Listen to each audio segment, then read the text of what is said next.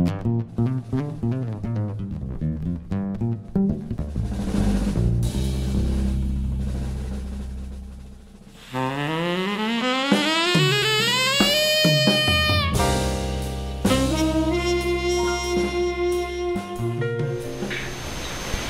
thing I did want to talk about, Huck Spalding told me this when I got the phone call that he found out my old man died, was they were in the Navy together on the same exact ship, but they didn't know each other. The ship was real big.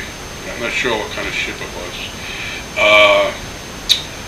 And after they got out, Huck Spalding had a wildlife show. He dressed up like Jungle Jim, kind of like a petting zoo. He had a gun, a whip, a blank gun, and a whip. A little mailman helmet, and he did his thing, and they met on the carnival circuit back in the, who knows, late 50s, I imagine. When Huck told me the story, he started out, and when he broke off with Paul Rogers, went up to Albany, and he started out, it was a dirt floor basement, and he had a little machine shop in it, and that's how he started making machines. He was the first one advertised. He was the first one to make the big bucks. He was a great man, Huck. In my mind, or how I feel about Huck, was a lot of respect for that guy. Big Joe Kaplan, the old man, broke in. He was another great artist. There's Adam Kaplan. You know, Joe's passed. Adam Kaplan was still in the Yonkers area, following in his father's footsteps. Big Joe had a Kaplan tattoo supply, I believe it was called. He made his own style machine, so nobody else could use his parts. He stretched out a machine, so he had longer springs, longer armature bars. He sold them. He had a nice little business going on, and he hand manufactured everything. The old man broke him in. He was a truck driver, and he was in a bike club back in the 60s. And the old man was in Spring Valley, New York, living in the back of the shop. After he got open, the town father said you can't have a tattoo shop in that town. His landlord was one of the town fathers, and they couldn't make a law after the fact, so he got grandfathered in. And to this day, there's only the one shop in Spring Valley. Naturally, outside of New York City, there's tons of shops, probably in every little town there is, outside the city. And now New York City's open. I heard through Big Joe, when they reopened New York City, there's 1,400 permits issued. When I started in the 60s, there was about 125 artists across the country. Big difference. People call it an industry now. I grew up thinking it was just fun to do. You made a lot of bucks, you had a lot of fun. You rode motorcycles, you had a lot of dates because of the ink you put on the women. It was just a fun, good old time. Now they're calling it a regular industry because of the monetary value the tattoo it has. When I started, $25 was a good sized tattoo. Names were $2. I don't do nothing less than $50 now. And that's in this little shop. My regular size shops, before I retired, they were $60 and up names. And when I started, and my father got married numerous times. One of his wives, he taught how to just do names. Beautiful penmanship, Shelley. In the State Fair, she did nothing but names, and it was only a 7-day spot back then. And she did $2,200 just doing names. We did a lot of tattooing at the fairs. People used to wait for us every year to pull in. My old man set up. We pay off the electrician, so we had city juice. We tattoo right through the night, even though the carnival closed down. My old man knew the business, the carnival business, as well as the tattoo business. He had just about everything there is to have on the carnival business, from rides, games, all sorts of sideshows. In his older years, he got off the carnival circuit, and I got big into the carnival, so he used to come out, sit in my ticket boxes all the time, just be a barker from the ticket box, and he had a ball just doing it. It was like part of his youth. Like I said, we traveled our whole lives, so the old man met so many people and turned so many people on to different ideas and machines, sold just the tubes by themselves. This was before a lot of suppliers were in the business. It wasn't like it is today.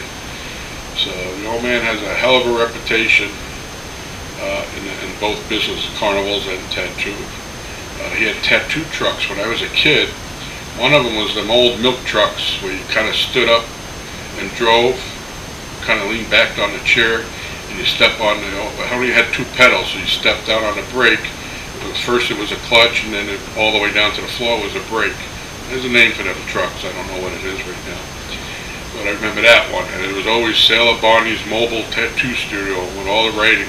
And if you're lucky enough to see some of these pictures that we're going to have with all this interview here, you'll see some of that old trucks, old machines. The Coastal machine, the mother of the Coastal machine was between an Owen Jensen and a Jonesy machine. I made machines. I turned my old man on to the guy who casted my machines, and the old man altered that, and I copied the Jonesy. And again, like more or less, Jonesy and Owen Jensen had a pretty close machine. And most of your tattoo machines are cut from that, and people changed and made them fancy today with different skulls and everything. The old man and myself, we kept to the old school. I remember my oldest brother got "Don't fool with the old school" writing on when he was in Byron, Georgia, before he passed. And I try to keep that alive. That's why I'm doing this interview. I'm never going to write a book, so this is good. It keeps my name as well as the old man's name alive somewhat. And we tattooed so many people that are tattoo artists today that we'll keep going as long as we can. One guy I refused to tattoo in Rochester, and he's a tattoo artist today. When I went to tattoo him, he built a jailhouse machine. Today he's a pretty good tattoo artist. His name's Chris Pound. He has a shop in Rochester he works out of. The people we broke in, most of them became and stayed with the tattoo business. Some of the people I broke in, most of them are out of the business now. Either they got married or they straightened up, suit and tie type jobs, or they weren't into it enough. They were when they were young and partying hard. That's the way the business is. You see kids get in it and they get out of it.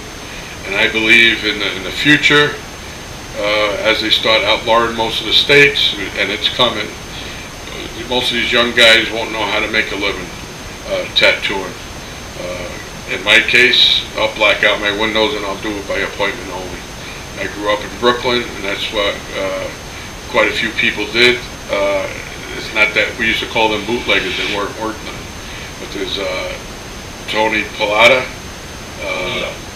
Excuse me? Polito.